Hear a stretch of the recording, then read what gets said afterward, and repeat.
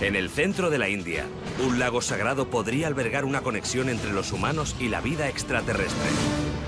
En la frontera norte de España, una estación de tren fue un nexo para traficar con secretos nazis.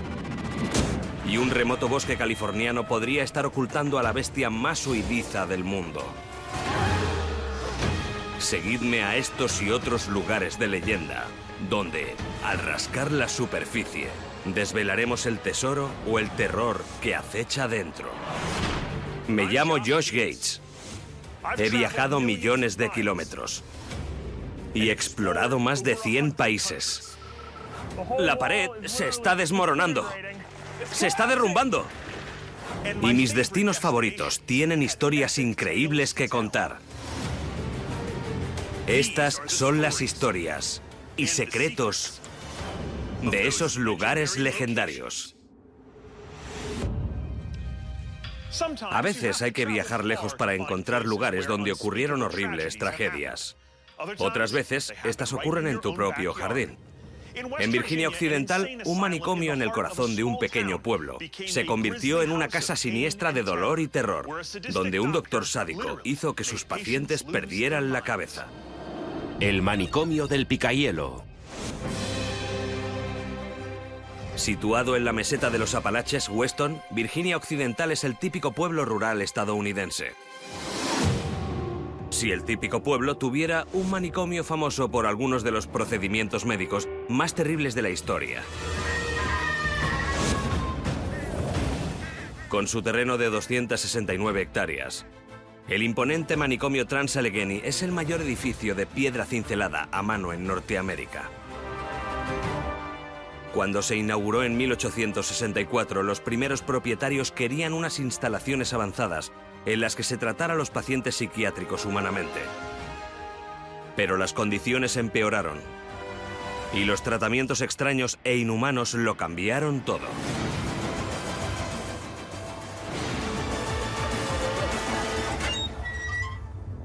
La familia de Rebecca Jordan Gleason compró el edificio en 2007 con la intención de restaurar la estructura y dejarla en su estado original. Se construyó con varias salas que se retraían para que a cada paciente le diera bastante el sol. Creían que la luz del sol tenía un efecto curativo para los enfermos mentales. Con sus 22.500 metros cuadrados, el manicomio debería albergar cómodamente a 250 pacientes. En 1880, antes de acabar todos los edificios, el hospital ya acogía a 700. No es fácil saber por qué se llenó tanto. Los registros oficiales muestran más de 80 motivos por los que internaban a la gente. Iban desde pereza a asma, pasando por indigestión y política. Vaya, yo habría tenido problemas. Además, el manicomio ofrecía dinero a quien dejara allí a un paciente. No solo había muchos pacientes metidos en cada habitación, sino que ni siquiera tenían camas propias. Y docenas de pacientes compartían un único retrete. Por lo que los investigadores sospechan que las condiciones del manicomio hacían enfermar a los pacientes. A principios de los años 50, había 2.600 pacientes en el manicomio. Uno de ellos era Berta Clevinger, que fue internada por su familia. Berta Clevinger fue una paciente que entró aquí en 1954. Parece que pudo padecer esquizofrenia. Se sometió a varios tratamientos diferentes durante sus 6 meses de estancia. El primero debió de ser la hidroterapia. Básicamente cubrían al paciente con unas sábanas, le ponían en una bañera y le sumergían. El agua a 10 grados circulaba alrededor del paciente y este básicamente entraba en hipotermia. A otros pacientes los encadenaban a las paredes y los encerraban en pequeñas jaulas durante horas o incluso días. Pero ninguna de esas técnicas funcionaba para calmar los brotes de Berta, así que los celadores pasaron a otro método: la terapia de electroshock. En la terapia de electroshock, no se sabía cuánta electricidad había que suministrar al paciente. Así que a menudo les hacían convulsionar, les rompían los huesos y magullaban a los pacientes. En cuestión de días, Berta volvía a estar desconsolada. Había tocado fondo, o eso creía. El personal del psiquiátrico había intentado todas las terapias de la época, pero no habían curado su esquizofrenia. Eso significa que llegaba el momento de un procedimiento prometedor pero controvertido, llevado a cabo por su mejor doctor. Freeman decía que curaba la depresión, la esquizofrenia y otras enfermedades. También solía acabar con la personalidad y el intelecto del paciente. Pero él creía que había que resignarse a ello. Entre 1952 y 1955, cerca de 800 pacientes de Virginia Occidental se sometieron a lobotomías. El propio Freeman llevaba a cabo muchas de esas intervenciones, usando la herramienta que consideraban más eficaz, un picahielo. Walter Freeman estaba considerado un artista. A menudo realizaba estas lobotomías en teatros enormes. También era conocido por no lavarse nunca las manos. Y muchas veces no usaba guantes, ni ningún tipo de mascarilla ni nada mientras llevaba a cabo estas operaciones. Los resultados de su procedimiento revolucionario, aunque poco higiénico, eran regulares, por no decir otra cosa. Algunos pacientes se recuperaban, muchos quedaban en un estado vegetativo y el 17% morían poco después. Pero hasta aquellos que se recuperaban tenían que volver a aprender habilidades básicas. A pesar de sus protestas, las enfermeras llevaron a Berta hasta el quirófano de Freeman.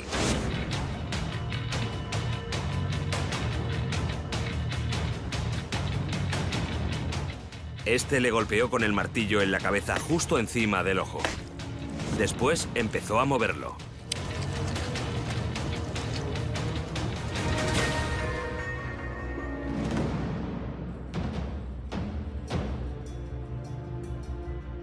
Berta Klebinger murió un mes más tarde de encefalitis, una inflamación del cerebro. En 1954, la lobotomía y muchos de estos procedimientos ya estaban de capa caída. Hoy tenemos medicamentos psicotrópicos para combatir esos síntomas. Freeman siguió ejerciendo hasta 1967, cuando un paciente murió en su quirófano y finalmente le retiraron la licencia. Hoy se le recuerda sobre todo por las vidas que destrozó. El manicomio Trans-Allegheny cerró sus puertas oficialmente en 1994 y la familia de Rebecca lo compró 13 años más tarde. Esperan reformar las instalaciones sin eliminar del todo su pasado trágico. Lo que pasó en estas instalaciones tiene que recordarse. Si no lo recordamos, estamos condenados a repetirlo. De las montañas de Virginia Occidental recorreremos 6.000 kilómetros hasta las montañas del norte de España, donde no hay uno, sino dos lugares que pudieron haber escondido la reliquia más sagrada de la cristiandad, el Santo Grial. Visitaremos un castillo y unas minas de oro, y contaremos la leyenda de los guardianes del Grial, que cayeron a manos de un rey avaricioso. Pero ya sabéis lo que dicen. El karma es muy... bueno, ya lo sabéis. El tiempo de los templarios. A 350 kilómetros al noroeste de la capital de España hay un extraño paisaje lunar de riscos rojizos conocido como las médulas. Puede parecer obra de la naturaleza. En parte fue obra del hombre como resultado de un épico proyecto de ingeniería. Hace 2000 años, los romanos barrieron estas colinas en busca de oro, creando la mayor mina de oro del mundo. De este laberinto de túneles, 60.000 esclavos extrajeron más de 771 toneladas de oro, trabajando durante 2 siglos y medio. Tras la caída de Roma a mediados del siglo V, las médulas quedaron abandonadas. Pero algunos investigadores opinan que en la Edad Media, el control de esta mina pudo haber pasado a los poderosos hombres de este castillo cercano. Este es el Castillo Templario de Ponferrada, el cuartel regional de una orden elitista de monjes guerreros que le sonará: los Caballeros Templarios. Cuenta la leyenda que los templarios no solo continuaron extrayendo oro en las médulas, sino que también usaron su laberinto de cámaras como escondite para el Santo Grial. Estamos en el siglo XII. Un grupo de guerreros que solo rinden cuentas ante Dios prometió proteger a todos los peregrinos y fortalezas cristianas. Conocidos como los Caballeros Templarios, se embarcaron en una serie de guerras religiosas que llamaron cruzadas. Mediante donaciones de devotos, los templarios amasaron una enorme fortuna que protegieron con uno de los primeros sistemas bancarios y de crédito de la historia. Se sigue creyendo que durante sus viajes a Tierra Santa, los templarios pudieron haber desenterrado el Santo Grial y llevarlo en secreto a España. Estamos en el castillo de los Templarios, en Ponferrada, una de las fortalezas templarias más al oeste y remota en Europa. Hay quien cree que los caballeros templarios llevaron a su cuartel de Portugal el Santo Grial.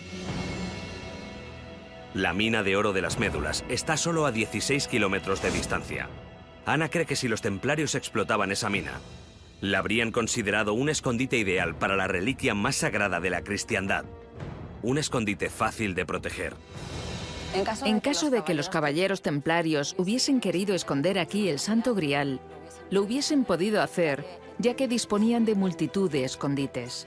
Los romanos extraían el oro excavando túneles larguísimos, como el que estáis viendo. A través de torrentes, reventaban la montaña por dentro, una técnica muy destructiva. Pero aunque los caballeros templarios usaran estos túneles para esconder con éxito el Grial, el destino de esa reliquia peligró cuando los cruzados pasaron de ser héroes a villanos. En 1307, a pesar de los grandes esfuerzos de los templarios, las cruzadas fracasaron. Sin embargo, consiguieron amasar una fortuna. Mientras, las cuentas bancarias de los monarcas se agotaban, y estos se vieron obligados a pedir préstamos a los templarios. El rey Felipe IV de Francia se encontraba muy endeudado, pero no quería pagar. Su solución fue tan simple como despiadada. En vez de escribir el equivalente medieval de un cheque, escribió una orden de detención. Encarceló a los peces gordos de la orden, incluido a su gran maestre, Jacques de Molay, acusado falsamente de herejía. Al final, de Molay acabó ejecutado públicamente en 1314. Ardió en la hoguera. Y cuenta la leyenda que mientras le consumían las llamas, de Molay lanzó una maldición mortal al rey. 8 meses más tarde, en un bosque francés, Felipe disfrutaba de un día de caza y el destino acabó con él. El rey sufrió un infarto. Y si eso no fuera suficiente motivo para temer la venganza de un caballero santo, todos los herederos masculinos de Felipe sucumbieron en una década, poniendo fin a su estirpe real. En cuanto al destino final del Santo Grial, ¿quién sabe? Si los caballeros templarios realmente lo trajeron a este remoto castillo y acabaron escondiéndolo en algún lugar de la mina de oro de las Médulas, no se han encontrado restos de él. Hay muchísimas posibilidades. Puede que los caballeros se llevasen el Santo Grial, que nunca haya estado aquí, o que haya estado en algún momento de la historia y ahora no esté, quién sabe. También puede ser que lo encontremos en cualquier momento. Yo diría que las pruebas son más teóricas que tangibles.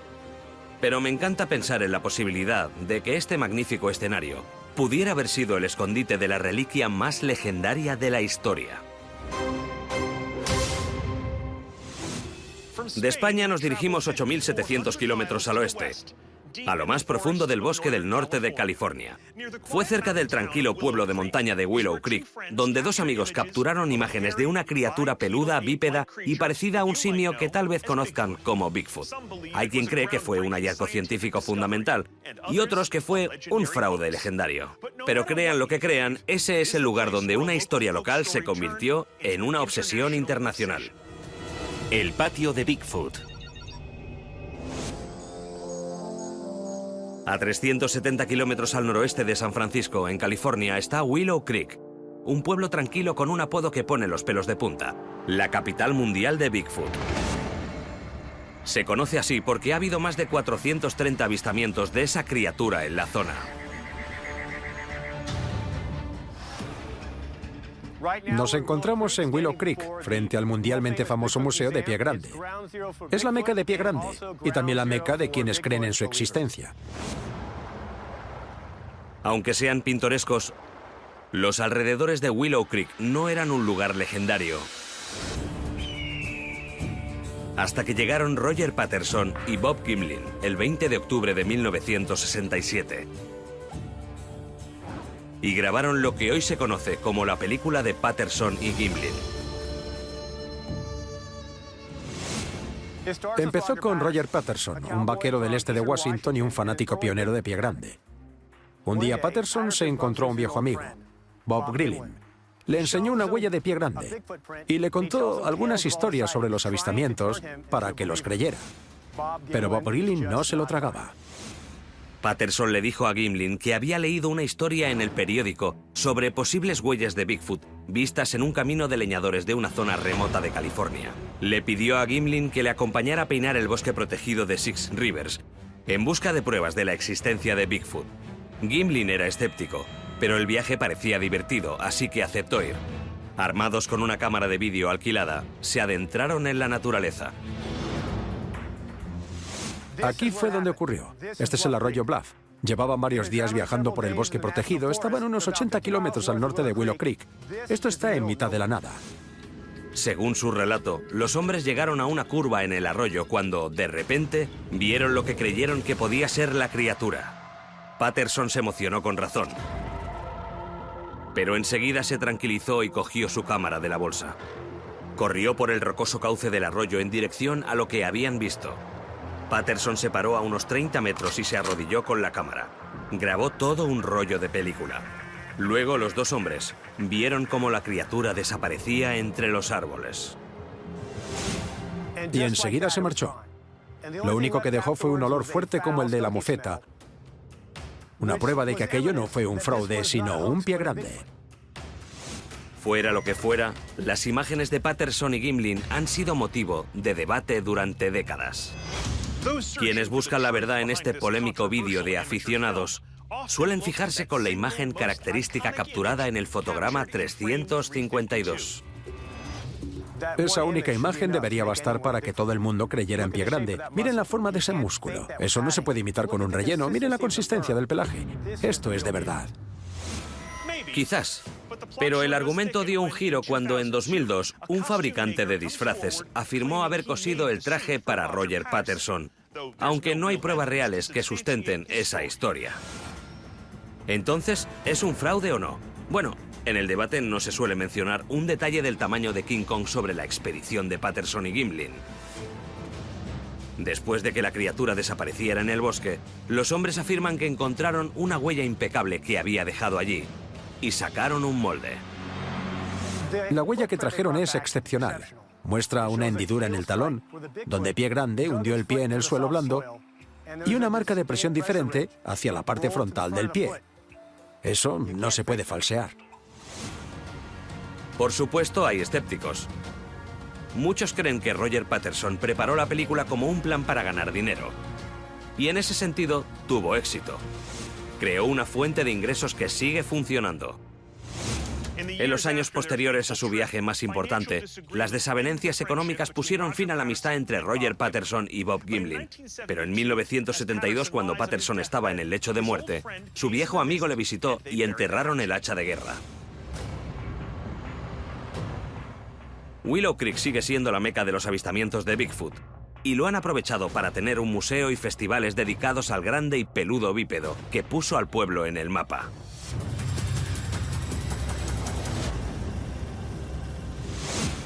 Desde un lugar en California que esconde una bestia legendaria, viajamos a Canfranc, en España, un punto en el centro de una batalla contra un enemigo muy real. En los años 40 había una estación de tren cuyo emplazamiento en la frontera con la Francia ocupada por los nazis se convertía en el lugar ideal para una operación de espías aliados.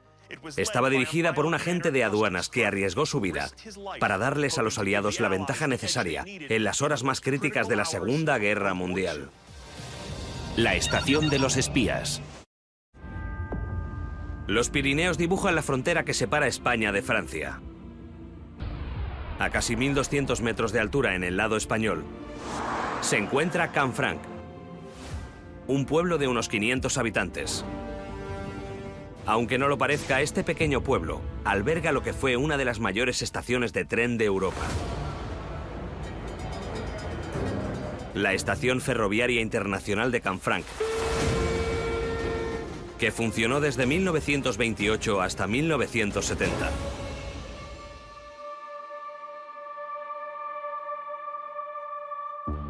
Hoy se encuentra desierta, pero en su época fue el centro de una vía crucial que unía París y Madrid. Y en los meses anteriores al día D, también fue la puerta de entrada de información secreta que allanó el camino a la victoria aliada.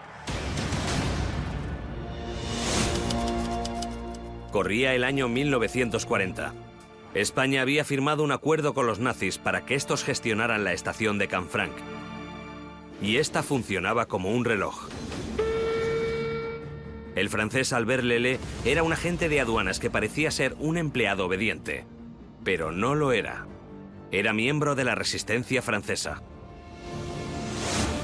Este fue el campo de batalla de Albert Lelée. Él pidió irse con la resistencia como soldado, pero la resistencia le dijo que se quedara en la estación de Canfranc, donde sería más útil. Lelée se impuso la misión de engañar a los nazis en cualquier ocasión. Durante la guerra ayudó a cientos de refugiados judíos que escapaban de la Francia ocupada, ocultándolos en la estación y pasándolos a España. Sus esfuerzos le llevaron a ser comparado con Oskar Schindler, el industrial alemán que salvó a 1200 judíos de una muerte segura. Una de las claves de la exitosa operación de Lelée fue el tamaño de la estación. Su edificio principal tiene la longitud de 2 campos de fútbol y no escasearon escondites para los refugiados que esperaban para cambiar de tren. Como podéis ver, esta estación es inmensa. Más de 200 metros de longitud, 365 ventanas, más de 150 puertas, galerías subterráneas. Lelée conocía perfectamente cada recoveco de esta estación y podía esconder a los refugiados judíos. En 1943, Lelée también dirigía una operación para suministrar información sobre la enorme red de defensa que los alemanes estaban construyendo en la costa norte de Francia. Los mensajeros de la resistencia llegaban en trenes desde Francia con información. Lelée tenía que recoger los documentos y fotos que los mensajeros escondían en varios lugares de la estación y luego dárselos a espías que tomaban trenes a España. Todo sin ser detectado. El ancho de vía francés y el español eran distintos. Por lo tanto, los trenes franceses paraban en la estación y los pasajeros se intercambiaban a los trenes españoles. Aprovechaban ese momento de cambio para introducir esos documentos que iban desde Canfranc a Zaragoza y de Zaragoza a San Sebastián, y de San Sebastián a Londres. La operación encubierta de Lelée en Canfranc continuó durante meses. Él y sus colaboradores lograron librarse de todos los peligros y mantuvieron el flujo de información de la Francia ocupada a Inglaterra. Su trabajo sería de gran ayuda el año siguiente. Pero en noviembre de 1943, Lelée recibió información de que su operación estaba en peligro. Les habían descubierto. Los nazis fueron a por él y a por su familia. Sin embargo, gracias a los contactos de Lelée, su familia pudo escapar de Canfranc y llegar hasta Argelia, donde permanecieron el resto de la guerra. Después de la victoria aliada, el presidente de Francia, Charles de Gaulle, le ofreció a Lelée un puesto en el gobierno francés. Albert se lo agradeció, pero dijo que no. En vez de eso, volvió a su antiguo trabajo en la estación de tren, diciéndole a quien le llamaba héroe que él simplemente hizo lo que debía. La estación de Canfranc se cerró en 1970. La mayoría de viajeros cruzan los Pirineos en coche. Pero la estación de Canfranc podría tener una nueva vida, porque el alcalde del pueblo está intentando transformarla en un hotel de lujo. El hotel homenajeará la dramática historia de la estación para que las futuras generaciones conozcan a quienes arriesgaron sus vidas aquí, luchando por la libertad. Investigar estructuras abandonadas puede desvelar mucho sobre nuestra historia. Y a 3.700 kilómetros al sureste, en Egipto, no fue una estación de tren, sino un templo, lo que quedó abandonado y olvidado durante siglos por las arenas del tiempo. Por suerte lo desenterraron, pero volvió a estar en peligro. Y los ingenieros tenían que moverlo o perderlo. Moviendo una montaña.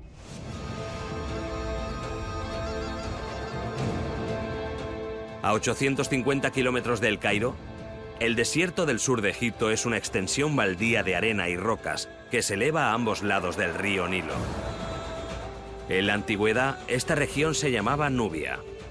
Los egipcios construyeron aquí monumentos imponentes, como los colosales templos de Abu Simbel. Después de la caída del imperio egipcio, Abu Simbel acabó enterrado en las arenas del desierto durante casi 2500 años. Es decir, hasta el año 1817, cuando, según la leyenda, el artista de circo y explorador italiano Giovanni Belzoni llegó a la llanura de Nubia buscando hacerse rico. Había oído historias de otro explorador sobre templos perdidos en esta parte de Egipto, y esperaba que esos templos estuvieran repletos de tesoros. Belzoni ya había tenido suerte al encontrar antigüedades valiosas anteriormente, pero creyó haber encontrado oro cuando conoció a un niño que decía saber el lugar exacto de los templos ocultos. Es cierto que no era la fuente más autorizada, pero Belzoni no tenía nada que perder. La historia cuenta que el niño condujo a Belzoni a un terreno aparentemente normal y le dijo que empezara a excavar. Belzoni se puso a cavar y a cavar hasta que finalmente alcanzó una losa de piedra oculta bajo la arena. Lo que había debajo de ella eran los restos de un antiguo complejo de templos que se conocería con el nombre de Abu Simbel. El doctor Abdelmoned Said ha estudiado Abu Simbel a fondo. Miles de hombres tardaron 20 años en construir Abu Simbel. Imagínense a 2 generaciones de estadounidenses construyendo el Empire State Building, y así empezarán a entender lo enorme que fue este proyecto. Los templos fueron construidos por uno de los faraones más poderosos de la historia, Ramsés II. Durante su reinado, que empezó en el 1279 a.C., participó en guerras en todo Oriente Medio y luego se centró en África. Ramsés construyó Abu Simbel para advertir a sus vecinos nubios de que su poder y fuerza militar se extendían por todo el Nilo. Para reforzar ese mensaje, Ramsés mandó construir 4 estatuas de 20 metros de su figura, sentadas sobre sus enemigos derrotados. 2 milenios después, las cabezas de esas estatuas fueron lo que vio Belzoni al empezar a desenterrar los templos. Convencido de que había tesoros dentro y obsesionado con encontrarlos, Belzoni contrató a soldados para que le ayudaran a cavar.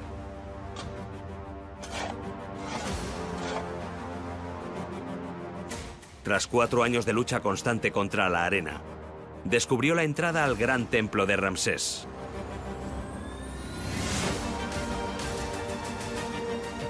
La leyenda dice que Belzoni bautizó el complejo como Abu Simbel, en honor al niño que le condujo hasta él. En el sur de Egipto, los templos de Abu Simbel son una prueba del poder del imperio egipcio bajo uno de sus más importantes faraones, Ramsés II. Pero tras la caída del imperio egipcio, el desierto invadió el complejo y lo sepultó bajo montañas de arena. El explorador Giovanni Belzoni fue la primera persona en atravesar el umbral del templo en miles de años. Y esperaba encontrar una riqueza inimaginable. Pero Belzoni se conformó con soñarlo. Porque no había oro, ni joyas, ni arte para vender. Nada. Sin embargo, encontró una serie de cámaras. Y cada pared estaba cubierta de jeroglíficos que describían las numerosas conquistas de Ramsés. De hecho, se cree que los relieves de las paredes de Abu Simbel son el registro detallado más antiguo de una batalla. Belzoni también descubrió 4 estatuas de deidades. Ra-Horakhti, el dios del sol. Amun, el dios del aire. Ptah, el dios del inframundo. Y por supuesto la versión divina del propio Ramsés. Hay una obertura directa entre el exterior del templo a esta sala que deja pasar la luz del sol. El templo tiene un doble propósito misterioso, pero si no estás aquí en el momento justo, te lo pierdes. Cuenta la leyenda que los templos estaban diseñados para que 2 veces al año, en el cumpleaños de Ramsés, el 22 de febrero, y en la fecha de su coronación, el 22 de octubre, el sol iluminara 3 de las 4 estatuas del santuario central. ¿Por qué solo 3 de las 4? Pues no fue un error, ni mucho menos, por favor. Explíquelo, doctor. El dios que permanecía a oscuras era el dios Ptah, el dios del inframundo. Ah, porque en el inframundo no hay sol. Vale, ya lo pillo. Durante los siguientes 150 años, los arqueólogos investigaron el lugar. Pero en los años 60, la construcción de la presa de Asuán río abajo amenazó con acabar con la zona. Los ingenieros vieron que la presa inundaría la zona de Abu Simbel. La maravilla arqueológica se podría dañar o perderse para siempre. Así que idearon una solución brillante, aunque agotadora. Mover Abu Simbel a 200 metros del río y subir 64 metros, bloques de 20 toneladas, uno a uno. Lo que es aún más impresionante es que en el nuevo emplazamiento los ingenieros lograron realinear los bloques perfectamente para que el sol siguiera iluminando las estatuas. Eso permitió que los expertos siguieran estudiando Abu Simbel como si nunca lo hubieran movido. La leyenda dice que este enorme complejo, construido por un hombre que decía ser un dios, fue salvado por un niño, un artista de circo y un equipo de ingenieros que literalmente movieron montañas.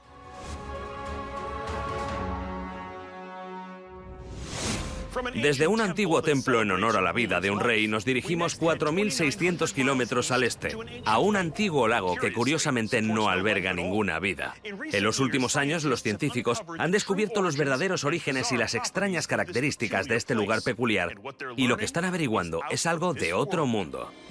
Lago alienígena. Con sus 116 millones de habitantes, el estado occidental de Maharashtra es el segundo más poblado de la India.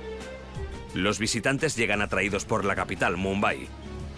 Pero a solo 400 kilómetros de esa bulliciosa ciudad se encuentra uno de los secretos mejor guardados de la India.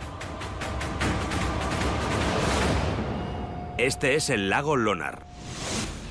Este lago, de 1,5 kilómetros de ancho, está rodeado de una vegetación exuberante. Pero sus aguas son otra historia. Un examen más exhaustivo de esta agua aparentemente sin vida y la leyenda que le rodea revelan que este no es un lago normal.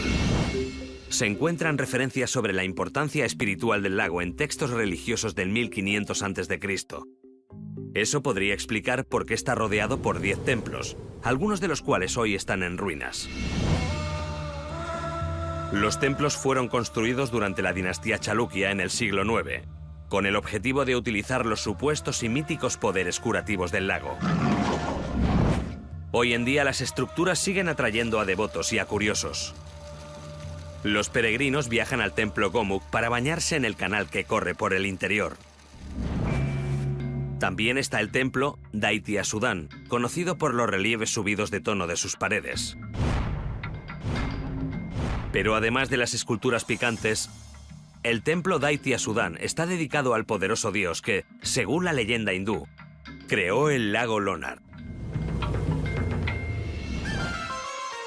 En la leyenda, un demonio llamado Lonasura atormentaba a los lugareños y un joven llegó para rescatarles. El joven era un dios, el dios Vishnu, disfrazado. Vishnu y Lonasura libraron una batalla épica. Esta acabó cuando Vishnu le asestó un fuerte golpe que hizo temblar la tierra y envió al demonio al inframundo, dejando atrás un inmenso cráter. El cráter se llenó con la sangre de Lonasura, y el agua turbia del lago se debe a su carne descompuesta. Bueno, tal vez no sea el mejor sitio para nadar. El nuevo lago se llamó Lonar en honor al demonio fallecido.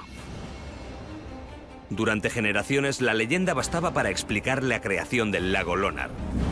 Pero en los años 60 los científicos empezaron a investigar otras opciones. Averiguaron que la tierra de la zona descansa sobre una roca de lava endurecida llamada basalto, restos de erupciones que tuvieron lugar hace más de 65 millones de años. Esto hizo pensar a algunos geólogos que el lago Lonar era un cráter volcánico. Parece una teoría sólida, pero resulta que estaban equivocados. Fue en 1973 cuando se confirmó el verdadero origen del lago Lonar. Un equipo de científicos descubrió que, a diferencia de la tierra que lo rodea, la cuenca del lago está compuesta de masquelinita, un cristal natural que solo se forma cuando un objeto grande como un meteorito se estrella contra la Tierra a gran velocidad. Hace unos 52.000 años, un meteorito cayó en la zona de Lona a hipervelocidad. Eso significa que viajaba a 90.000 kilómetros por hora. De un extremo a otro, la depresión mide casi 1.800 metros y la profundidad de la cavidad es de casi 140 metros. Fue una gran explosión, tal vez 300 veces más fuerte que una explosión nuclear. Este fue el único cráter de impacto conocido en la Tierra contra roca basáltica, el tipo de roca que se encuentra en la Luna. Explorar este cráter es como ir a la Luna, sin el largo viaje y las teorías de la conspiración. Sin embargo, un examen más exhaustivo de la extraña mezcla de agua salina y alcalina del lago ha revelado algo inquietante. Algo que podría arrojar luz sobre nuestra propia conexión con la vida extraterrestre. Como no viven peces en él, todos creían que el lago estaba vacío de vida más allá de las algas, pero había que examinarlo detenidamente. Esta agua es muy salina y alcalina, y la supervivencia de cualquier ser vivo es difícil. Pero hace unos años, unos investigadores indios encontraron unas bacterias magnéticas presentes dentro del lago. El nombre técnico y un poco macarra de estas bacterias es extremófilas. Son básicamente organismos que viven con temperaturas, acidez, alcalinidad o concentraciones extremas de químicos. Algunos científicos creen que es posible que bacterias similares, desde las que se desarrolló la vida terrestre, llegarán aquí de la misma manera, a través de meteoritos. Tal vez nuestros ancestros más remotos eran extraterrestres. Hayamos venido o no de las estrellas, algunos científicos creen que estudiar las bacterias del lago Lonar puede ayudarnos a entender la galaxia en general. Pero mientras tanto, el lago es un lugar increíble y está aquí, en la Tierra. Hay lugares que esconden algo muy preciado, que creíamos haber perdido, y que nos descubren algo que nunca podíamos haber imaginado. Lugares en todo el mundo que, si examinamos con detenimiento, descubrimos las increíbles leyendas que les rodean. Soy Josh Gates. Viajad con espíritu aventurero. Os veo próximamente en Lugares Legendarios.